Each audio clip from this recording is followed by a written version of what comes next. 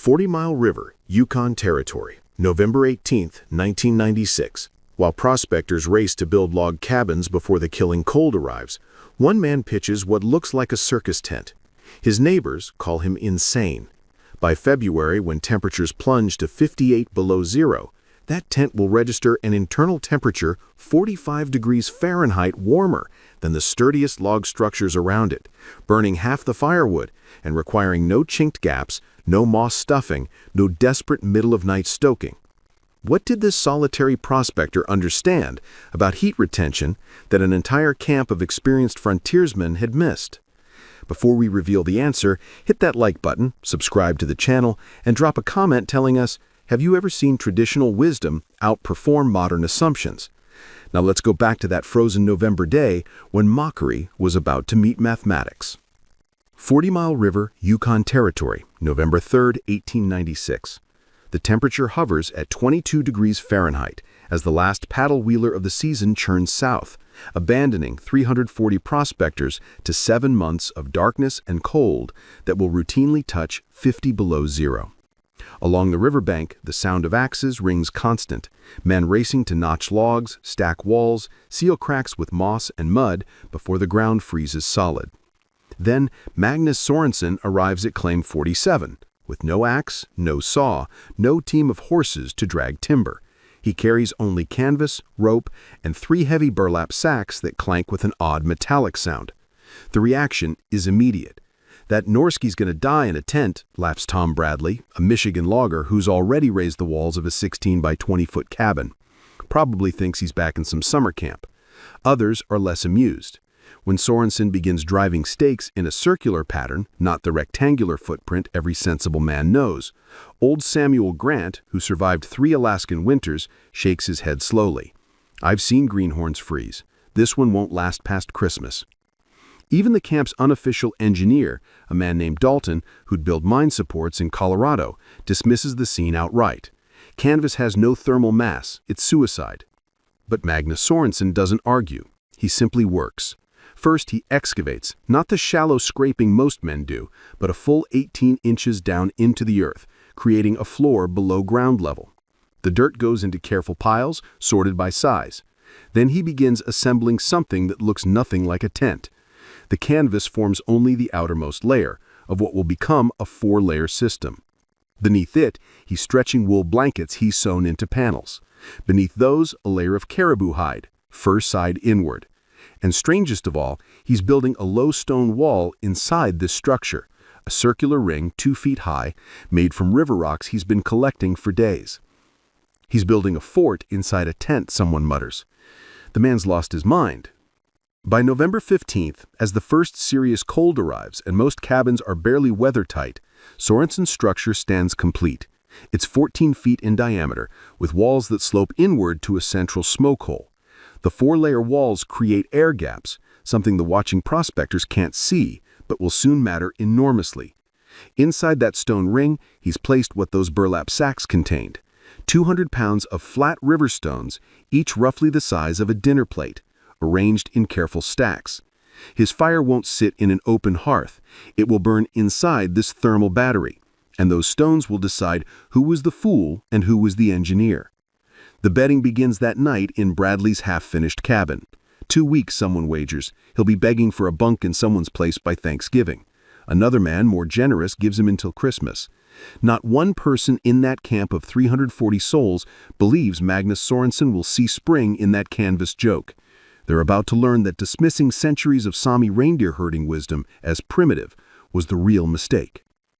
What the prospectors saw, canvas stretched over poles, revealed nothing of what Sorensen had engineered. The design came from northern Scandinavia, refined over centuries by the Sami people who followed reindeer herds across landscapes where winter temperatures routinely dropped below -40. But Sorensen hadn't simply copied a traditional lavu, he had adapted it, combining Sami principles with techniques he had observed among Mongolian herders during 2 years prospecting in Siberia.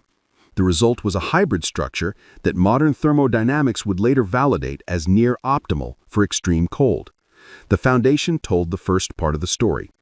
By excavating 18 inches down, Sorensen had placed his living space below the frost line, where Earth temperature stabilizes around 35 degrees Fahrenheit even when surface air reaches deadly cold.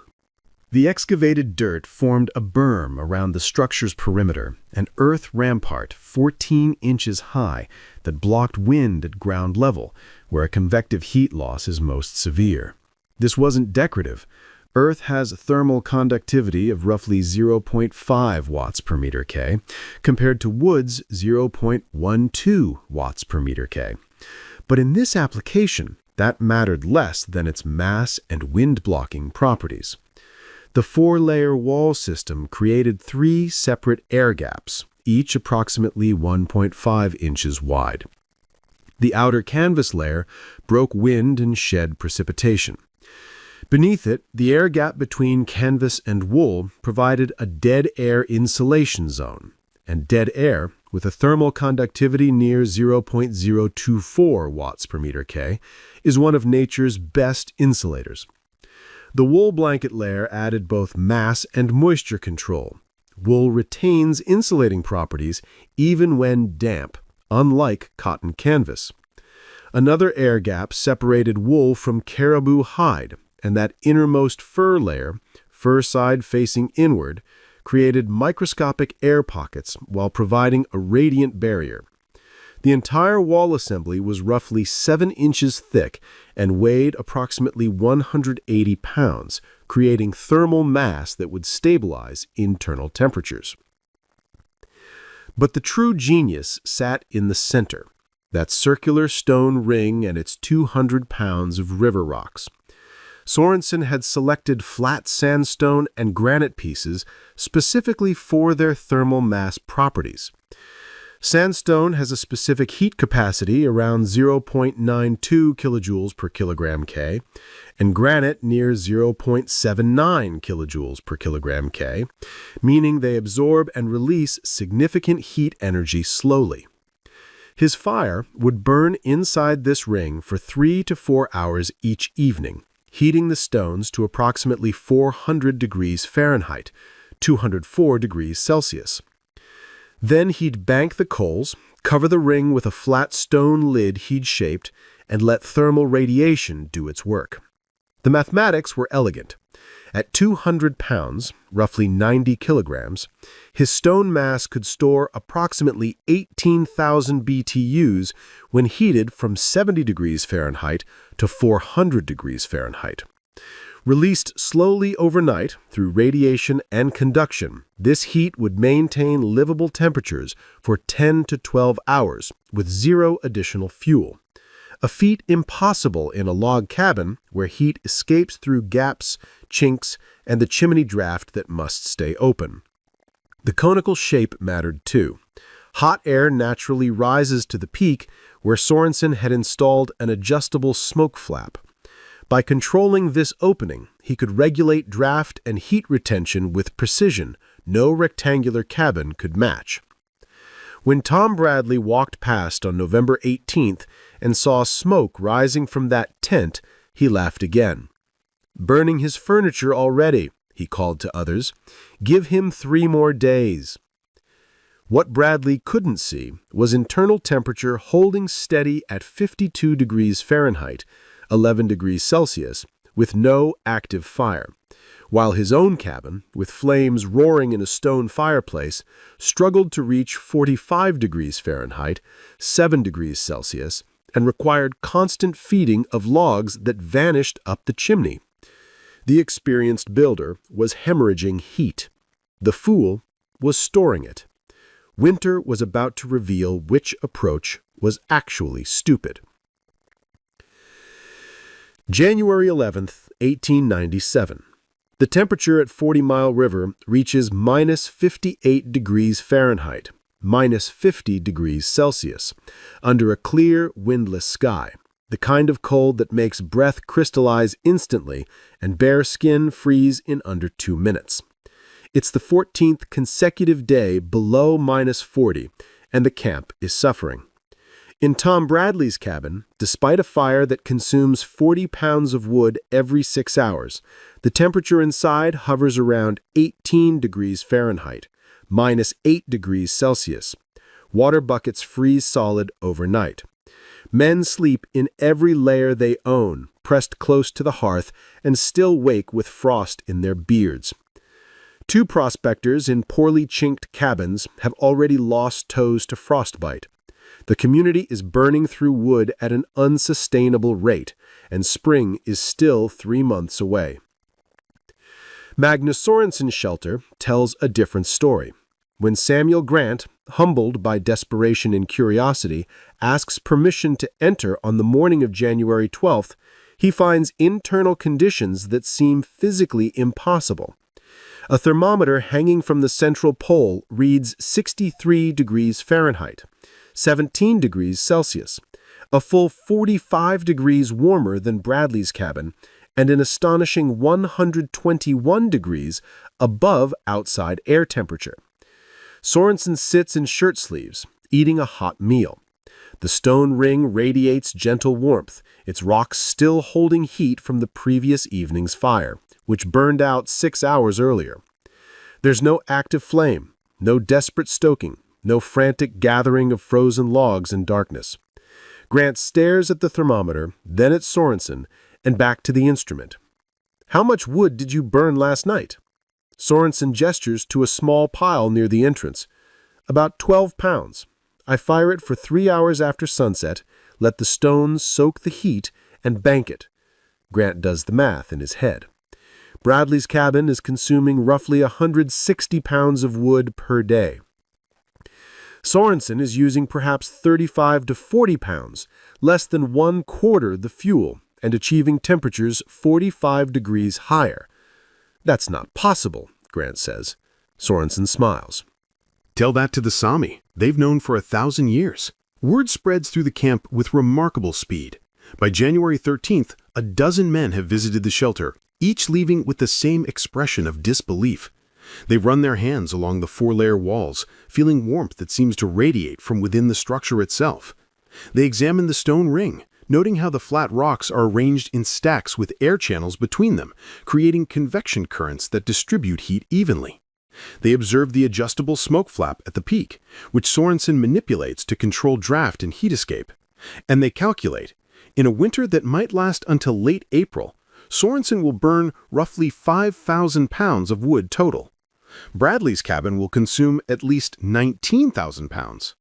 That's a difference of 14,000 pounds, roughly 7 cords of wood that must be cut, hauled, split, and dried. On January 14th, Tom Bradley himself appears at Sorensen's entrance. Pride visibly wrestled into submission by practical need. "I'd like to understand how this works," he says quietly.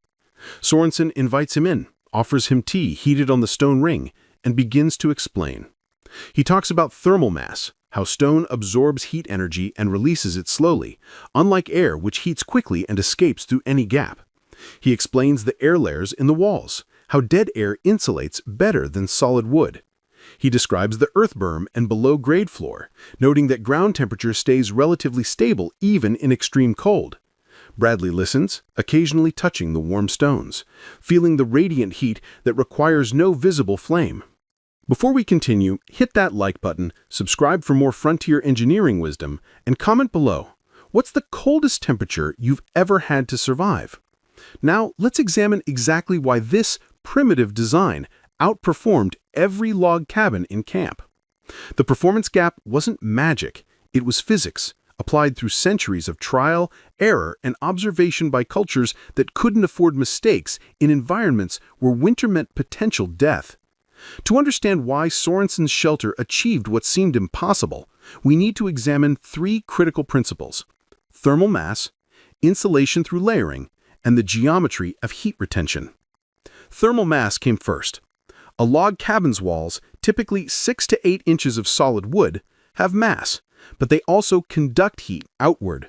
Wood's thermal conductivity, 0.12 watts per meter Kelvin, is relatively low, but in extreme cold with a temperature differential of 120 degrees F between inside and outside, heat migrates steadily through the logs. More critically, log cabins leak. Even the best chinked structure has gaps where logs settle, where corners meet imperfectly, where doorframes fit loosely. These gaps create convective heat loss. Warm air escapes, cold air infiltrates, which no amount of thermal mass can overcome. A log cabin is essentially a leaky box heated by a fireplace that exhausts 70 to 80% of its heat energy up the chimney. You're not heating the structure, you're fighting continuous heat loss with continuous fire. Sorensen's stone ring inverted this equation. Those 200 pounds of river rocks, heated to 400 degrees Fahrenheit over 3 to 4 hours, stored approximately 18,000 BTUs, enough energy to maintain a 45-degree temperature differential for 10 to 12 hours through pure thermal radiation. The rocks sat inside the shelter's envelope, so all heat radiated inward, not up a chimney. The specific heat capacity of stone meant it released energy slowly and steadily, creating gentle, sustained warmth rather than the violent temperature swings of an open fire. This wasn't a hearth you fed constantly. It was a thermal battery you charged once per day. The four-layer wall system provided what modern engineers call a super-insulated envelope. Each air gap between layers created resistance to heat transfer. The outer canvas broke wind. The first air gap, 1.5 inches, provided insulation value roughly equivalent to 3 inches of wood. The wool blanket layer added moisture management and additional mass. The second air gap doubled the insulation effect. The inner caribou hide layer, with fur facing inward, created thousands of microscopic air pockets, each one a tiny insulation cell, while also providing a radiant barrier that reflected heat back into the living space. The total R value of this wall system was approximately R12 to R14, compared to R6 to R8 for a typical 6-inch log wall. That's double the insulation value. But geometry mattered as much as materials. The circular floor plan minimized perimeter relative to floor area. Basic mathematics shows a circle encloses maximum area with minimum perimeter, reducing heat loss surface. The conical shape naturally stratified air. Hot air rose to the peak, where Sorensen could control its escape via the smoke flap, while cooler air settled to the floor, where the earth berm and below-grade excavation provided thermal stability. This wasn't random. It was the same principle that makes a TP efficient, refined through thousands of years of indigenous engineering on the North American plains and Sami experience in Scandinavia. The final element was draft control. A log cabin fireplace requires continuous airflow. Fresh air enters through gaps, feeds combustion, and exits up the chimney, carrying most heat energy with it. You can't stop this without extinguishing your fire, so you're locked in a cycle of continuous burning. Sorensen's system separated combustion from heating. He burned his fire hot and fast while the smoke hole was open, maximizing stone heating. Then he closed the flap to about 2 inches, extinguished active flames, and let thermal mass do the work. No draft meant no convective heat loss. The shelter became a sealed thermal envelope, slowly releasing stored energy. By January 20th, 11 prospectors had begun excavating circular foundations. By February 1st, 4 hybrid shelters stood complete, each adapting Sorensen's principles to available materials. Tom Bradley, the man who'd called him a fool, was spending 3 hours each evening in Sorensen's shelter, sketching details, asking questions, measuring temperatures and fuel consumption. The data was undeniable. Thermal mass heating with superior insulation was consuming 73% less fuel while maintaining temperatures 35 to 45 degrees higher. The primitive tent was humiliating the frontier orthodoxy of log cabin construction. Spring would arrive with an entire camp converted not through argument but through mathematics applied to survival. By late February 1897, the transformation of 40 Mile River Camp was undeniable.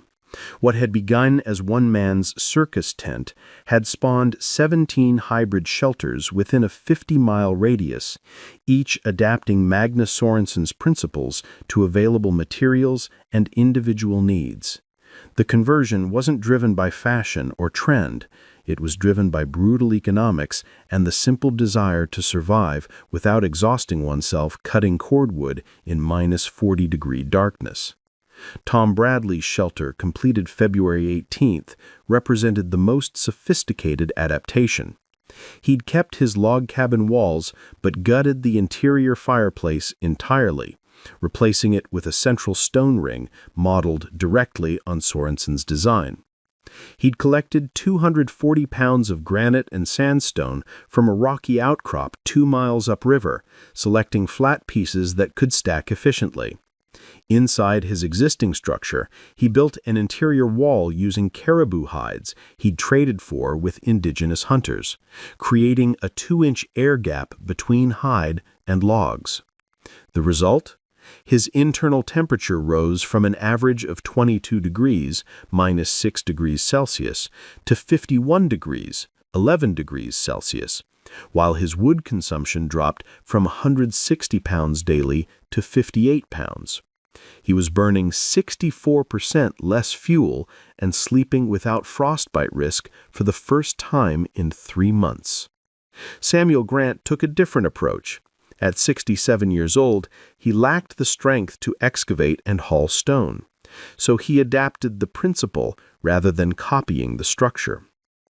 He lined his existing cabin's interior walls with layered wool blankets, creating air gaps by hanging them on wooden frames spaced 2 inches from the logs. He built a smaller thermal mass system using only 80 pounds of river stones arranged in a shallow fire pit. His results were less dramatic than Bradley's, but still significant. Temperature increase of 18 degrees, fuel consumption down by 35%. "I'm not an engineer," he told visitors, "but I understand now that air stands still is warmer than air blowing through. Should have learned that 50 years ago." The Indigenous Han people who maintained seasonal camps near 40 Mile watched this discovery with quiet amusement. They'd been using similar principles for generations: semi-subterranean structures with earth berms, central fire pits surrounded by stone, and layered skin walls, adapted to the specific needs of salmon fishing camps and winter hunting grounds. When a prospector named William Hayes asked a Han elder named Peter about the technique, Peter smiled and gestured to a nearby traditional structure. "You think the tent man invented warm houses?" he asked. "Our grandmothers would laugh. We taught him to dig down. We showed him which stones hold heat longest. He listened. Most of you don't." By March 15th, the camp's collective firewood consumption had dropped by an estimated 42%, a staggering savings that meant the difference between exhausting the nearby timber supply and maintaining sustainable harvest. Men who'd been spending 6 to 8 hours daily cutting and hauling wood were now spending 3 to 4 hours, freeing time for actual prospecting, equipment repair, and rest. The health impacts were measurable. Respiratory infections from constant smoke inhalation decreased as men switched from continuous open fires to shorter, hotter burns in controlled stone systems. Frostbite cases dropped to near zero. Two men who'd been planning to abandon their claims and retreat south changed their minds, convinced they could now survive comfortably until spring breakup. The spread of the technique followed social networks. Every man who visited Sorensen's shelter became an evangelist, returning to his own cabin with measurements, sketches, and testimonials. Some adaptations failed. One prospector tried using shale, which fractured under heat cycling and had to be replaced with granite. Another man built his stone ring too large, requiring excessive fuel to heat the mass. But the failures taught as much as the successes, and by early April, a collective body of knowledge had formed. Optimal stone mass for a 12 to 14-foot shelter, 180 to 220 pounds. Ideal air gap width, 1.5 to 2 inches. Best burning schedule, 3 to 4 hours of hot fire starting 2 hours before sunset. The camp had effectively conducted a distributed engineering experiment, and the results were being documented in journals and letters sent south on the first paddle wheelers of spring. When Magnus Sorensen finally left 40 Mile in May 1897, bound for the Klondike where richer strikes beckoned, he left behind more than 17 adapted shelters. He'd left a permanent shift in how frontier builders understood heat, insulation, and survival. Tom Bradley would go on to build similar structures in Dawson City, where they'd be called Bradley Stoves despite their origin. Samuel Grant wrote a detailed letter to his nephew in Montana describing the principles, spawning similar experiments in mountain mining camps across the West. The tent that was a joke had become the standard by which all cold weather shelters would be measured, not through marketing or mandate, but through the simple, undeniable mathematics of staying warm while burning less fuel. The story of Magnus Sorensen's shelter is often told as one man's genius, but that telling misses the deeper truth. Sorensen didn't invent thermal mass heating, layered insulation, or conical geometry optimized for heat retention. He learned these principles from the Sami people of northern Scandinavia, who'd refined them across 1,000 years of reindeer herding in climates where winter temperatures routinely dropped to -50 degrees Fahrenheit.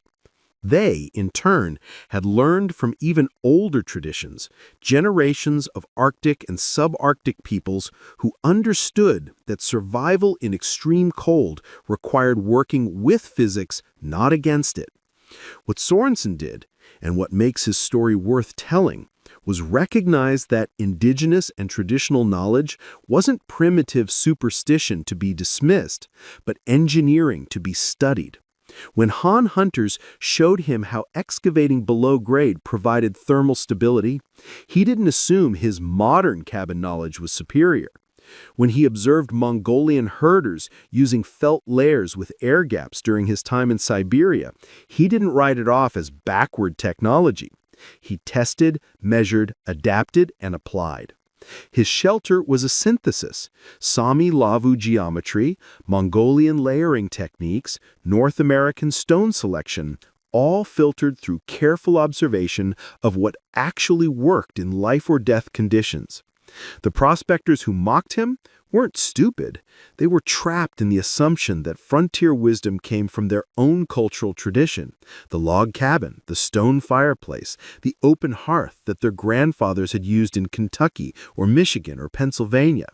These were proven designs, successful structures that had sheltered millions, but proven in Pennsylvania doesn't mean optimal in the Yukon. When you transplant a technology across climatic zones without adaptation, you often get a system that barely functions. Those log cabins kept men alive, but at enormous cost in labor, fuel, and comfort. They represented cultural continuity, not engineering optimization. The temperature differential, 45 degrees warmer while burning 73% less fuel, wasn't a minor improvement. It was the difference between endurance and comfort, between survival and thriving, between exhausting the local timber supply in 3 years or maintaining sustainable harvest indefinitely. Modern building science would later validate every principle Sorensen applied: thermal mass for heat storage, dead air gaps for insulation, reduced surface area to volume ratios for heat retention, earth berming for thermal stability. But the Sami, the Han, the Mongolian herders, they'd known these truths not through laboratory testing, but through the laboratory of lived experience across centuries. By 1900, variants of the thermal mass shelter appeared throughout Alaska and the Yukon. Some retained the circular geometry. Others adapted the stone heating system into rectangular cabins.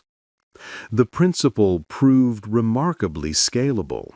Mining operations built communal versions, using 800 to 1,000 pounds of stone, heating structures that housed 20 men, while burning less fuel than 4 traditional cannons. Remote trading posts adopted the design, cutting their heating costs dramatically. Even some military installations in Alaska experimented with hybrid systems. The idea had proven itself too valuable to remain confined to one camp on the 40-mile river. What happened to Magnus Sorensen? Historical records show he worked claims around Dawson City through 1899, then disappeared from official documentation, a common fate for prospectors who either struck it rich and retired quietly or died anonymously in the wilderness. But his shelter survived him. Photographs from 1902 show structures clearly influenced by his design still standing at 40 Mile, still being used by prospectors and trappers.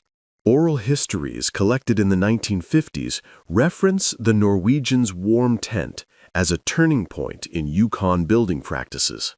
The knowledge persisted because it worked, and because men like Tom Bradley and Samuel Grant passed it on, not as tradition, but as tested engineering.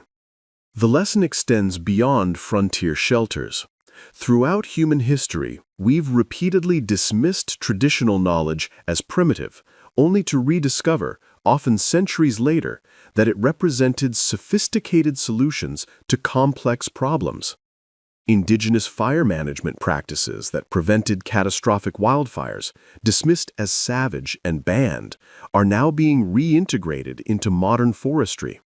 Traditional fermentation techniques, once called unsanitary, are now understood as sophisticated preservation biotechnology. Vernacular architecture optimized for local climates is being studied by modern engineers seeking energy-efficient design. The pattern repeats: arrogance first, humility later, often after significant cost. Magnus Sorensen's shelter stands as a reminder that innovation often means recognizing wisdom that already exists in other cultures, in older traditions, in practices refined through generations of observation and need. The prospectors who laughed weren't fools. They simply hadn't learned yet that the strongest engineering often looks, at first glance, like the simplest solution. A tent that stays 45 degrees warmer while burning a quarter of the fuel isn't magic. It's mathematics, material science, and centuries of accumulated knowledge, applied by a man humble enough to learn from peoples his society had taught him to dismiss. If you found this story valuable, hit that like button one final time, subscribe for more forgotten frontier engineering, and comment below. What piece of traditional knowledge have you seen outperform modern assumptions? The past has more to teach us than we usually admit, but only if we're willing to listen, measure, and learn. Until next time, stay warm, and remember, sometimes the real fools are the ones who laugh first and calculate later.